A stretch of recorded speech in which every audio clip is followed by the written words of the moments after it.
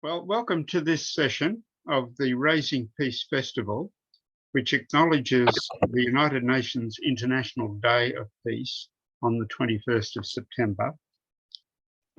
We live and work on many Indigenous lands, depending on where we're situated. We respect the elders, past, present, and emerging, and we acknowledge the wisdom and sovereignty of the Indigenous people and support the Uluru Statement from the Heart, calling for peace, treaty, and truth. The Raising Peace Network is an alliance of more than 30 organisations that together are working to share ideas, knowledge, and inspiration for a peaceful world. To learn more about what the network is about, go to our website raisingpeace.org.au. All the sessions at this event are recorded and will be placed on our website in the next weeks.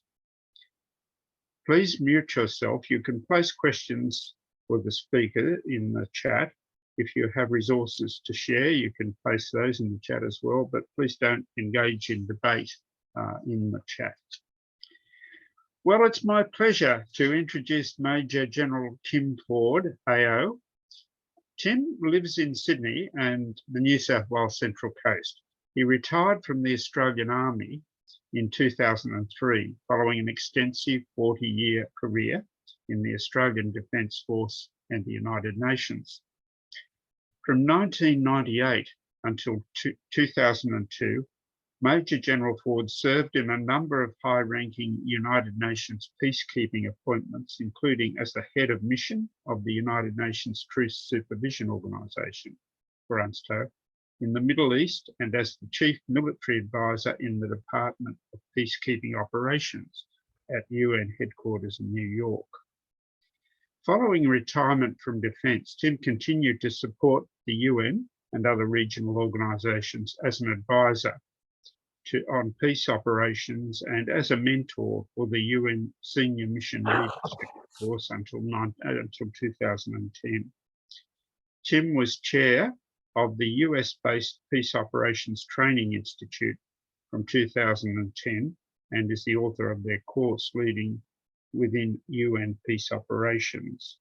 From 2005 to 2018, Tim was the chair of the Australian Peacekeeping Memorial project and currently is the Vice President Operations of the United Nations Association of Australia New South Wales Division. So we're good colleagues in that context. He continues to write and present about the United Nations and peace operations in a range of forums. Well, over to you, Tim. We're looking forward to your presentation, and I'm sure it's going to be very insightful and engaging. Thank you. Oh, thanks very much, Lindsay, and thanks, Manzi, on the technical side. And also thank you for the Raising Peace team for both organising the festival, which I think has been fantastic over the last few days, and also for giving us an opportunity this evening to talk a little bit about peacekeeping and Australia's record in peacekeeping in particular, and how we commemorated at the Peacekeeping Memorial in Canberra. In fact, it was just a week ago on the 14th of September, the government and lots of peacekeeping veterans and families commemorated the 75th anniversary of Australian peacekeeping in Canberra. So that's what I'm going to talk a little bit about today, Australia's record since 1947, when we first started peacekeeping through the United Nations, and a little bit about how we acknowledge that now. But first, let me share my screen and move on to a little bit about these things. Okay.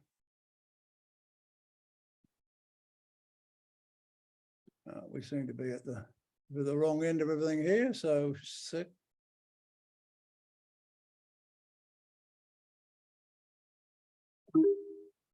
Okay.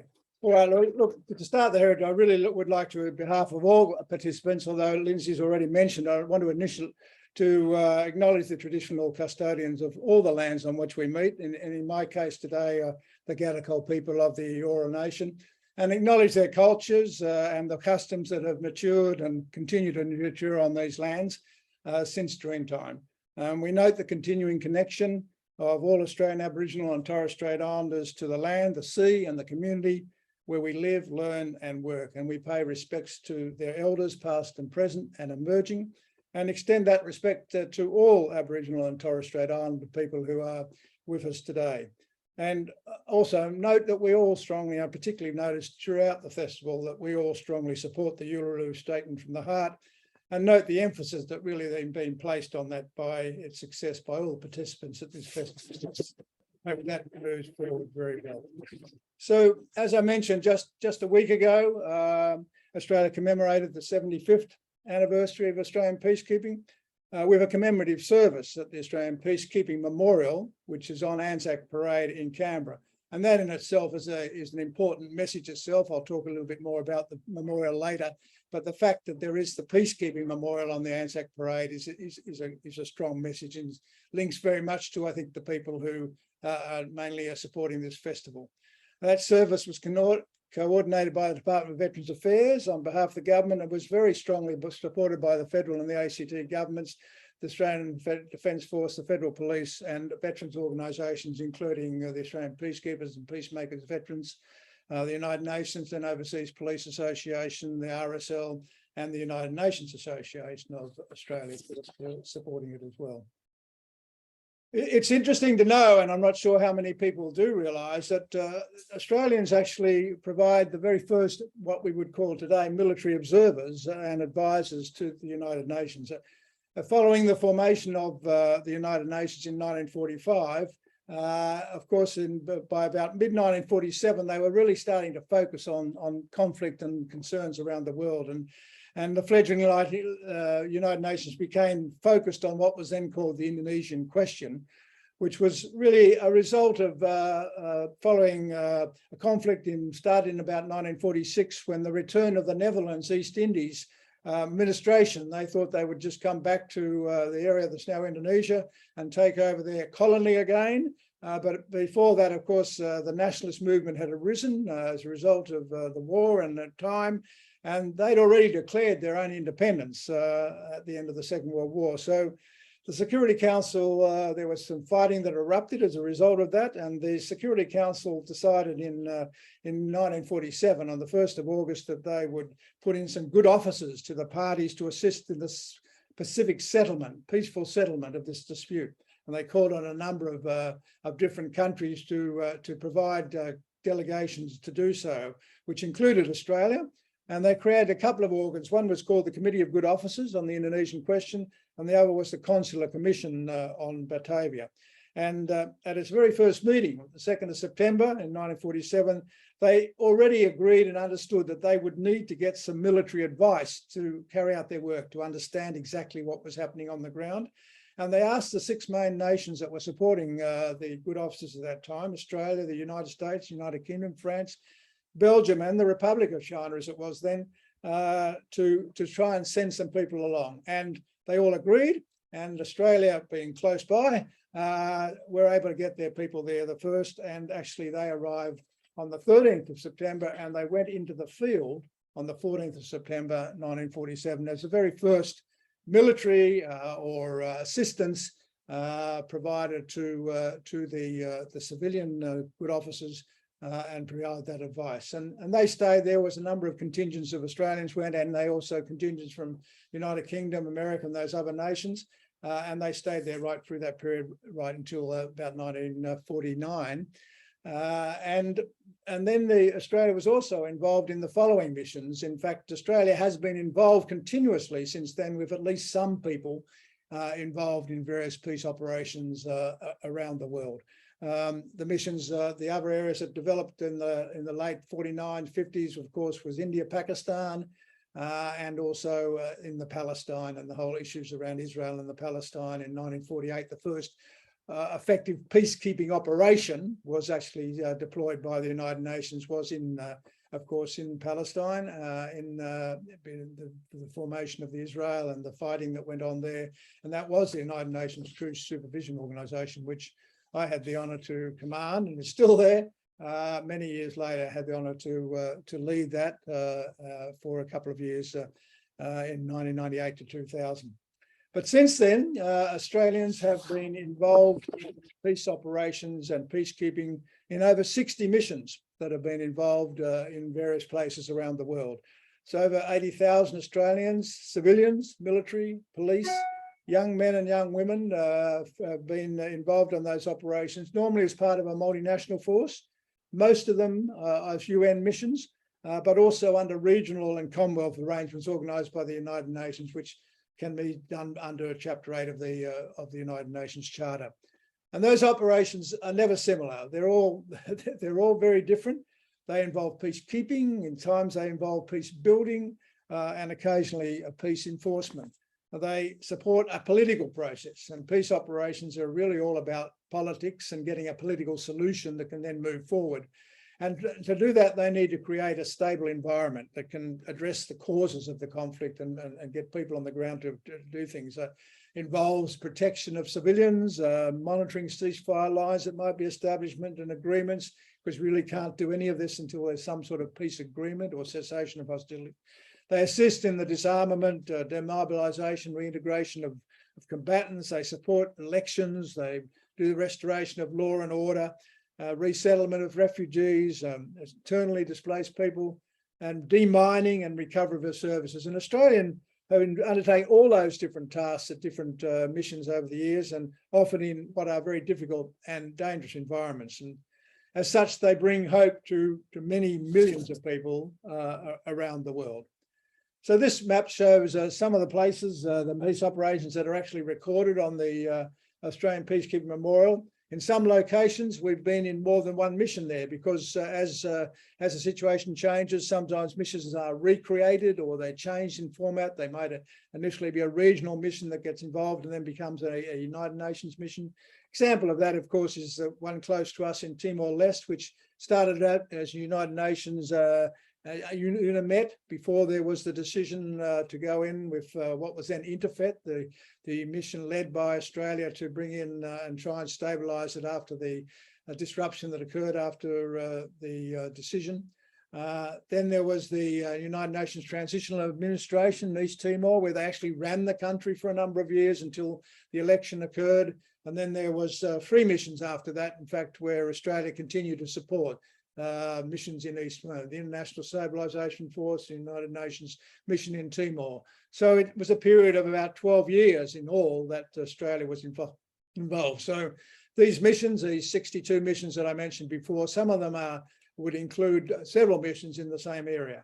And most of these missions are successful. They, of course, affect the locals tremendously, but they also affect the peacekeepers that are deployed. And the missions often have a profound impact on the individual peacekeepers. Some of them are missions where there are only a few people there, and sometimes there's a large number of military, police and civilians there. And it affects the individuals and their families. And in many cases, they often describe what they've been doing there as very satisfying, very worthwhile, making a difference, glad to use their professionalism that they've had, very proud making. And they provide an opportunity for our Australians to work alongside other nations and other people, which is always very good, builds individual connections and improves the standards of everybody around. But they can also be traumatic and with personal impact from the war. And often they are exposed to violent and awful situations that they see. We all see these pictures on our televisions of war and conflicts such as we're seeing now in Ukraine. But when you actually get on the ground, it really impacts on you much more, particularly if you have to be involved in trying to settle some of the disputes that are going on. The smell, the breakdown of things, the whole conflict situation can have an impact very much on the individuals, the young men and women that we send over on these missions can have an impact, and it can often be because these missions are not peaceful. Peacekeeping is not a peaceful activity. Sometimes they can be quite volatile and uncertain. So these are all things which these young men and women have to go through, and therefore it's very important that we acknowledge that. And to be honest, few Australians actually recognise how many missions we've been in. We've been in many more missions as peace operations than we have at combatants. And that's an important point to stress and be aware of. One example of sort of the good we can do is some of you may have be aware of Private Theogoni Nagami, who's was in Uganda and he was in a refugee camp in Uganda when we were there, not in Uganda, sorry, in Rwanda, when we were there with our mission in 1994. And he received a very wonderful connection with a peacekeeper, a soldier in that case, but it could well have been a policeman or a civilian, who actually handed him some food and an Australian flag. And he said he said these things about how good a day that was for him. This young person and his family has now come to Australia in January 2011. They arrived in Australia with his uncle and his family to the country which he said gave him hope and a home. And he actually has joined the Australian Army, and he's now a member of the Australian Army, hoping that one day he can be deployed as a peacekeeper as well. So lots of good that is done by our peacekeepers, an important use of these peaceful military, police, and civilians who are well trained and can assist in these situations. So the breadth and the spread of Australia's record is large, and it's been in, as we've been in continuously since 1947. We've been in some missions for many, many years, such as UNSO, where we've been in since 1956. I had the honour to be the head of mission of that particular mission. Some 250 odd Australia military observers and then the civilian and other staff as well, working all on the borders of Israel, and which is still not got a peace with some of its neighbours. And that's mission's a long mission. We've been in there. We've been in Cyprus. The police have been in Cyprus for over 100 different contingents of police went there, helping out on the various activities there. We've been in some very difficult missions like Rwanda and Cambodia and Somalia in Africa, which were quite traumatic, and assisted as best we can. In fact, even to a lot of people were very heavily affected by what happened in some of those missions. But we've again had a very good footprint. The thing about Australian peacekeepers, when the UN accepts them, is that they know they will receive people who are very well trained, well disciplined, who have had the good background. They come aware and they come provide an asset. One of my biggest concerns when I was a military advisor to the United Nations headquarters and talking with Kofi Annan and others, the biggest concern was that contingents were assets and not liabilities, and some are less trained than others. And I'm very glad to say that Australian peace operations and peacekeepers are always very well trained and very well motivated. They understand the situation and they do a good job. They never let us down. We've been in the MFO, the Multinational Force of Observers in the Sinai. We originally had our helicopters in there for several years, and then followed that with now some non-commissioned officers who are working in the headquarters, providing the guidance and assistance. We've been, of course, recently in quite a few regional missions in Timor-Leste, in the Regional Assistance Mission in the Solomon Islands, in Bougainville. Some of these missions have been quite difficult, and some of them we've gone in completely unarmed. It depends very much on the best way to approach the particular situation. And we've been in those distant missions. We're now still in southern Sudan at the moment, and Somalia and other places like that. So the breadth is not just regional, although obviously it's in our national interest to be involved in many of these closer regional missions. It's also in our interest, though, to be involved in more difficult missions in Africa and Europe and South America, where we're asked to do so, because we can provide such a very good standard of peacekeeping. Of course, the these 22 UN missions and others. We've had the honour of being the force commander in a number of missions in UNFICIP, in India, Pakistan, in Cambodia, of course, and police commissioners in Cyprus and in Sierra Leone and Liberia, for example. So we've been involved not just at the contingent level, but in the command level as well, and in the support level as part of the mission leadership team of these organisations. So in addition to that, we're really a significant and financial partner to UN Peacekeeping. We're the 11th largest contributor to the UN Peacekeeping budget, providing some 2.5% of that at any one time. And we're also a leader in UN peacekeeping training. We do a lot of training and promoting the value, particularly of women in peacekeeping. The women have been very involved in the last 15 to 20 years in peacekeeping. It's absolutely critical that they are, because the victims are very much, or nearly often, women and children who are the victims, and women can get involved in that, and they can of course be involved both on the operational side but on the humanitarian side as well. And they do a fantastic job. They really do a wonderful. And we've been a leader in the Women, Peace and Security program that is being developed, and we have our own national plan on that to promote women's meaningful participation in the peace process, including all peacekeepers and leaders. And also we've put money into logistics. We're putting money into the training about 250 peacekeepers here every year at our own Peace Operations Training Centre, military, police and civilian, and really try and make sure that we can make an impact, not just for Australia, but for everybody that can be involved in peacekeeping. So the message I'm trying to give there is that we really do have a strong and a proud record of 75 years of peacekeeping, and it's a very useful a very useful way to use our people who are trained in the military and in our police and civilian, those experts who are trained in particular aspects of the civilian side, who go in to assist in the restoration of all those services and all the various elements of a national recovery, be it elections, be it bordering, be it customs, be it financial side, be it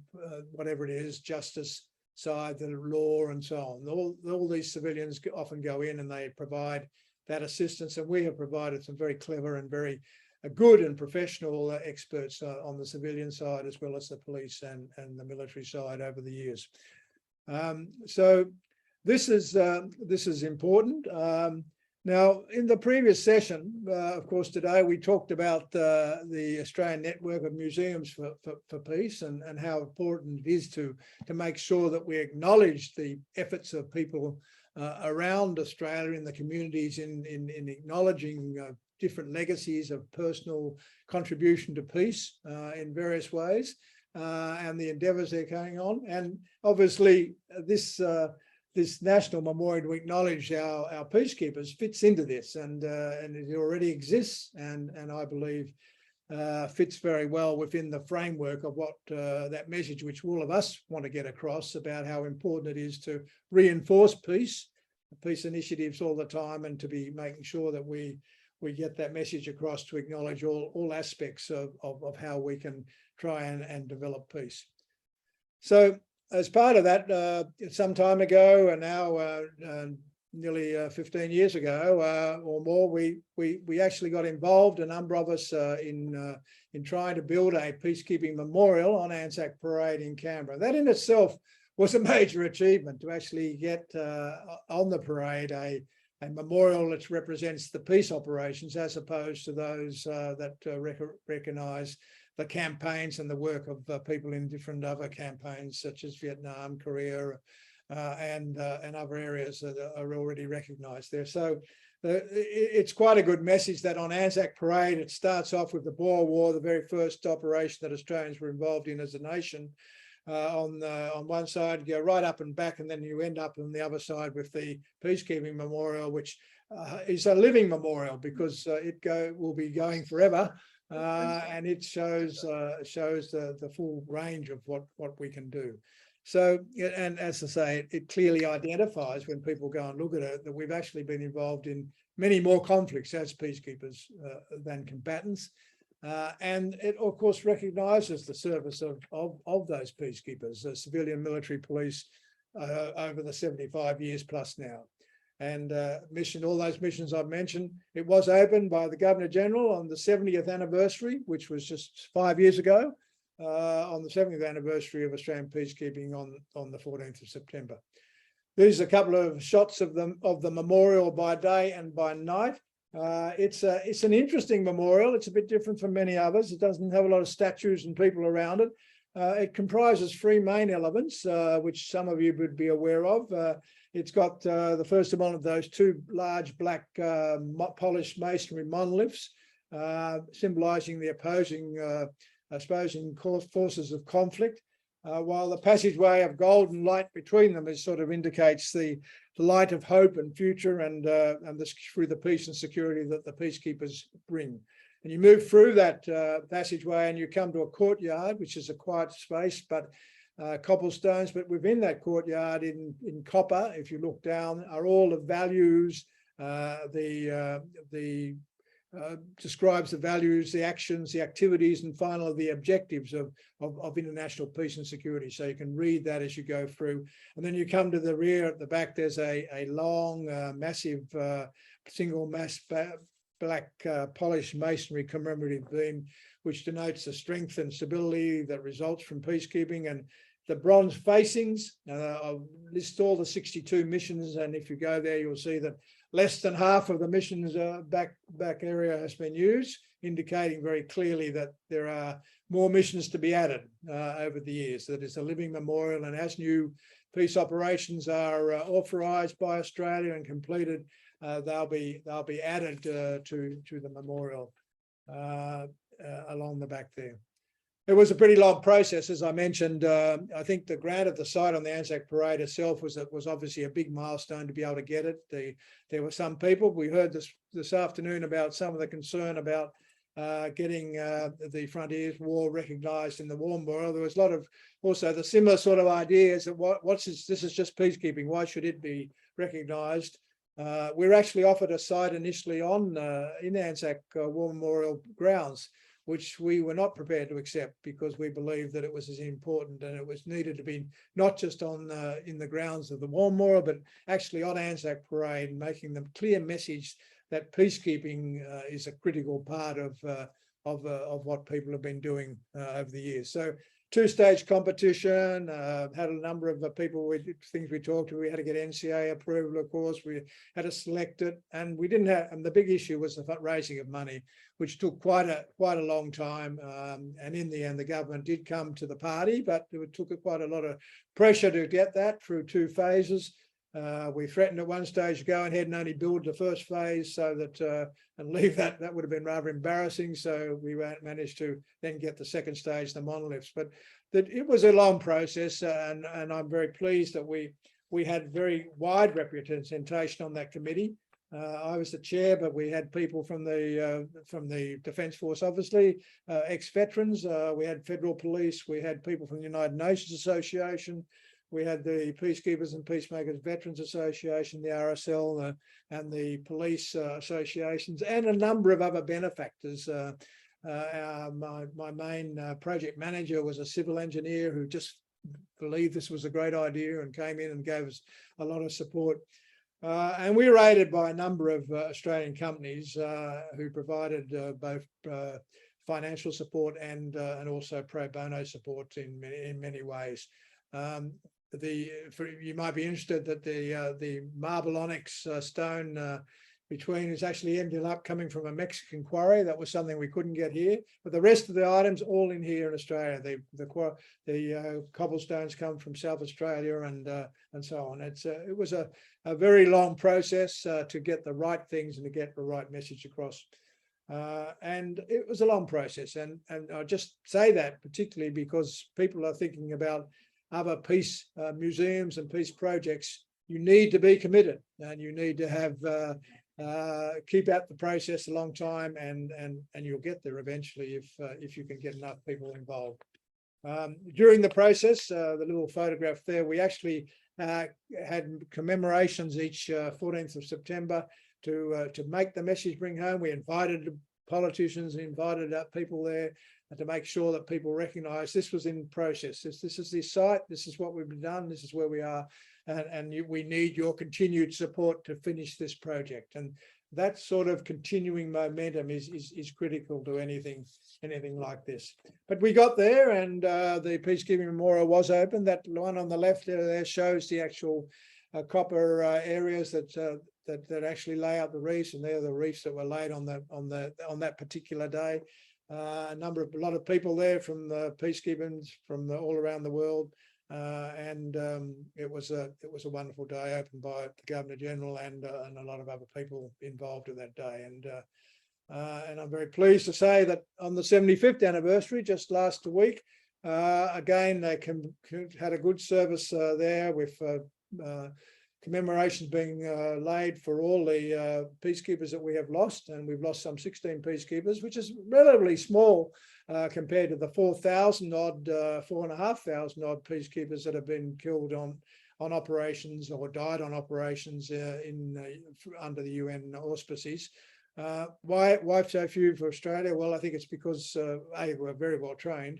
And we do make sure that we provide the necessary protection for our peacekeepers at the right time. But still, these things occur. But we had a very moving service there last Wednesday, representing some 500 or 600 people there. That was shown on the ABC. Some of you may have seen it, and it's on iView still, I think, so if people want to follow that up. The Minister of Veterans Affairs at that day said that made the point that Australians have been peacekeeping since 1947. 3/4 of a century has passed since then, and every one of those years Australia has had peacekeepers in the field. Sometimes they number just a handful, and sometimes in the hundreds and thousands. And from whichever service, the Defence Forces or police they came, they have earned good reputation as good peacekeepers, trained, disciplined and effective. Many outside the immediate defence and police community hear of peacekeeping but know little about it. Those that have returned, have served, know that peacekeeping missions can be perilous, dangerous and uncertain. And if there is a common thread that runs through Australia's many enormous diverse peacekeeping deployments, it is pride. Pride in the service, pride in the work they do, and pride in being an Australian on overseas operations, providing hope to other people. So all Australians share that pride, and I think we acknowledge the service and sacrifice of those that have taken part in peacekeeping missions. So one of the messages I'd like to sort of get today and discuss today, of course, is that we do have a strong record. People need to be aware of that. We need to be proud of it. It is important, critical, that we continue to strongly support the United Nations in its peace and security mandate, and provide well-trained, prepared military, civilian and police as individuals. They need the sort of capabilities that Australia can provide, particularly some of those key capabilities. UAVs, unattended aerial vehicles, engineers, and people who are at the higher levels, helicopters and so on. They're the sort of capabilities that the UN has difficulty in getting hold of. And we are the sort of people who can provide those niche capabilities that are critical. We do a lot in providing logistic support, helicopters, our own aviation, our C-117s get used, C-17s get used to take people to these things and so on. So they're going to be proud. I think we should be proud of what they're doing, and make sure their service is recognised, as it should be the service of all people who serve their nation in various ways, including our emergency services people and so on. But and to pick up the point that the Museums for Peace should highlight this record alongside all the other major things that people are doing to try and promote peace around Australia. And many of the participants today, I know, are involved in many ways in trying to get involved in making sure that Australia is a country that promotes peace rather than war. And I know there's been lots of discussion on that during the various sessions that I've sat in on over the last few days. So that's the message I want to give, of course, to the United Nations of Australia and the USA, New South Wales in particular, are trying to push that we want to inform, inspire and engage Australians to create this safer, fairer, more sustainable world. And we're doing that. And one of the important parts of that, of course, is peace and security, human rights and sustainable development. And by supporting our peacekeeping and talking about that, I think is an important part of that advocacy and education about the way we should be projecting ourselves in the world as a nation. And I know many of you have strong feelings about whether we do that well enough. I'd like to, that's really all I wanted to say. Hopefully that has been informative, or at least will remind many of you of some of the aspects that we should be proud of, and the work that's gone in peacekeeping for 70 odd years, 75 years. So really, I'm happy to open it up to any questions or discussions, or where I can answer, or provide guidance on where you can find the answers to some of the questions or comments that you might want to make now about Australian peacekeeping and how we should be supporting it and the strength of it. So I might close my screen and be happy to answer any questions, unless you think I need to go back into the screen at all. So I'll stop the sharing and just be prepared to look at the questions. I think, Manzi, you were going to put some of them in a questions in there, and yeah, I can. There have been a few questions from the chat. I can read some of them out for you. Yeah, I can see one. One here in talking. Mike wanted to know what the circumstances of involvement of Australian peacekeepers in Guatemala and Haiti Dominion. Well, I mean, we have been involved in a very small way in those, I might say, because one of the issues is that you've got to be able to talk the language properly, and you've got to be an asset. So, I mean, unless you can speak that language of the particular area, sometimes it's difficult, and our contributions in those areas have been relatively small, but it would be part of the general response that we want to be able to respond to all around the world, whenever there's a peace operation being developed. The people in New York are trying to find contingents and individuals to join. Countries make promises about what they may or may not be able to provide. Obviously, countries go through their own national assessment on whether it's in their interests, their long-term interests, or close interests to be involved. And I guess there are two sides to that. One is, if obviously it's close to you and it impacts on your country virtually, you probably want to be involved, but also the message of getting across the total message of trying to support peace and security throughout the world is we should be involved outside our regional area as well. And that's why we offer occasionally people into other areas well outside our region. Are we in Western Sahara? Not anymore. We were in MINURSO for a while, but we're now out of that. It seems to have dragged on a lot, and I think there are plenty of people contributing to that. And what do the flags represent on the memorial? Well, the flags on the memorial are the police flag, the United Nations flags, and the Australian flag, and the Defence Force flags. So that's the flags. There's 6 flag poles there, and that can be used to stress whatever is the particular commemorative service that's being held there at that time. How a decision made for peacekeepers to be armed or unarmed vis us, and are there more injuries, casualties being armed or armed? It really depends on the level of consent. Just a sec. Yeah, it depends very much on the level of consent.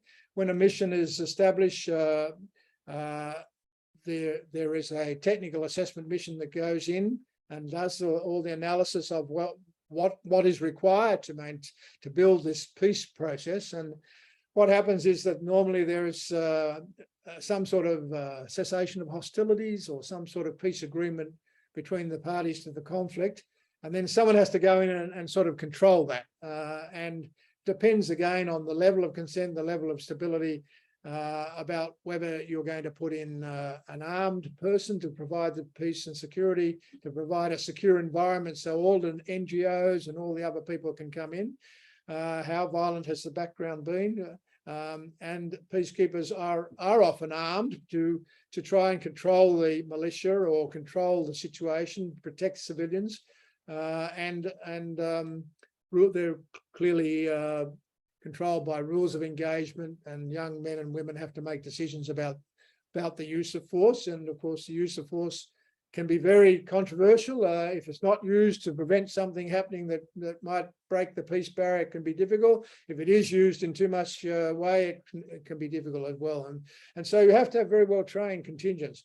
But yes, there are unarmed UN observers. For instance, the people in UNSO that I had were all unarmed.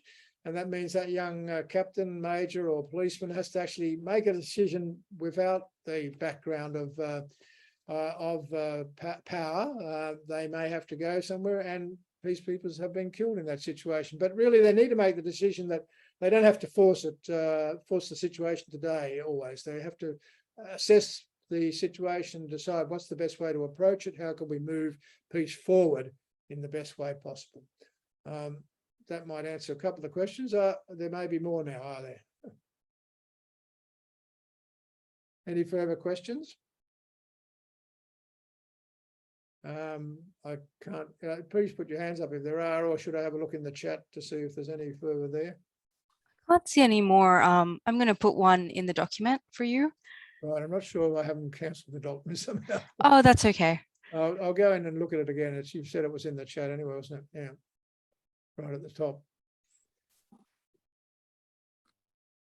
Okay, so you've got, I just see that. All right, so every early peacekeeping initiative now led to the UN were criticised by not engaging development actors and enforcing economic.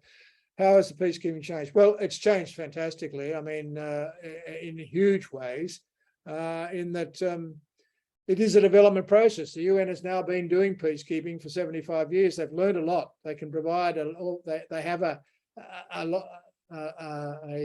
best practices division, which makes sure people understand. They're very engaged, and what you get in a UN mission is that the peacekeeping mission is working with a UN country team, which will include all the various other agencies and organisations that the UN has, the World Food Programme, the United Nations Development Programme, the human rights people, and all those organisations, the children. They're all sitting under normally a UN country team, which may be in there before the peace settlement occurs. And will stay there, obviously, for many years on later as part of the peace building activities that go on. So the UN works with that. Normally one of the deputy special representative. The special representative is the head of the mission. He's normally a civilian of ambassadorial type background. He normally has a couple of deputies, one of who will also be the resident coordinator. And so the UN works very closely these days in what they call integrated missions, and they do involve all those aspects. And I've got a slide which I show often when I'm talking about peace operations, about the whole process and how it moves from the conflict side right down, and how all the other agencies and organisations get involved as the peace develops, as you get a more robust peace, hopefully as a result of the peacekeeping mission. Thanks, Tim. I think we have a question from Frank. Yeah, Frank. Is it down in the paper? No, I think he's speaking. You're on mute, Frank. Do you want to speak? Talk about it, Frank. Yeah, no, I'm sorry. I'm Tim, you'll probably realise it's sometimes hard when you're getting a bit older, when you're just looking on an iPhone. So I haven't got a big screen in front of me. So I just want to thank you. I was going to say that what I found really valuable was your discussion of the symbolism associated with the actual monument, including the question of, if you like, people in a sense being opposed, but the sense of hope. You mentioned that was the way in which the monument was constructed. And that's what I think is really a critical issue. And I think most of us that are concerned with peace really think that we need to actually look at how do we actually, find ways of dealing with conflicts peacefully rather than violently, and what processes will enable that. And that's why I think that, what you've said there about the symbolism of that monument is very important. Now, that's one issue I'd like to just raise. The other issue is, and it's really a question that you and I know is a really important consequence often of war, or situations in which there is lethal conflict, and that is the effects of trauma. And you mentioned, for example, what had happened in some cases with peacekeepers in situations like Rwanda, where, you know, there was obviously, you know, some fairly terrible things that were happening.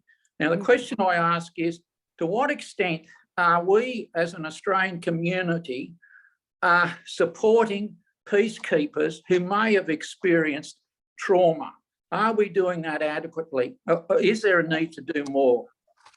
Well, I'd hope that, first of all, Australians understand more about what the United Nations does. We're a very lucky country, and we haven't had to see, and until Timor came, I think a lot of people didn't even realise what a lot of what the UN does so well in so many places with these peace operations, and through the other agencies and programs that it's continually involved in. We don't see the need for a UN country team here all the time. We have a small UN information centre which provides some background, but we don't have the World Food Programme and the human rights and the UN Women, all those fully involved like they are in many countries. So that's critical. And to answer the business about the peace, sort of the hope, but we do look after our peacekeepers. I mean, the Department of Veterans Affairs, despite all the investigations and backgrounds and royal commissions and everything, actually look after our veterans very, very well. Yes, people slip through the crack and those things need to be fixed, but in essence, our people returning from operations, whether they be combatants or peacekeepers, do have a lot of facilities available to them. Hopefully their families can support them strongly and their communities can support them strongly. And it's important to recognise that.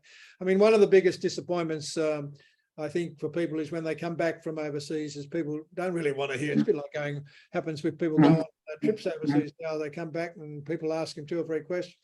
And then it's back to normality. But for these peacekeepers and for combatants, when they're put in it, coming back is not back to normality. It takes a long time to get over what they have had to be involved in, both professionally. Yes, they have lots of help. They've been in teams, a lot of support, but individually, each individual is different, and each individual has to cope with what they've been involved in.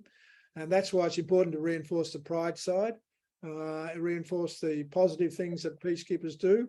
But yes, they've seen some horrible things too. And the people who were at Caballo and had to be there while and minimize the massacre, but there was a massacre going on around them, and you know, and they couldn't stop it. So these sort of things do affect people, but generally I think Australia does respond well. I hope the message gets out to the community as much as possible to support not only our peacekeepers but also our other veterans. And when I talk veterans, I'm talking police, military, civilians who do represent Australia overseas. And just as importantly, of course, our emergency services in Australia who see terrible things that they need their support too. Thank you, Tim. That helps answer the question anyway. No.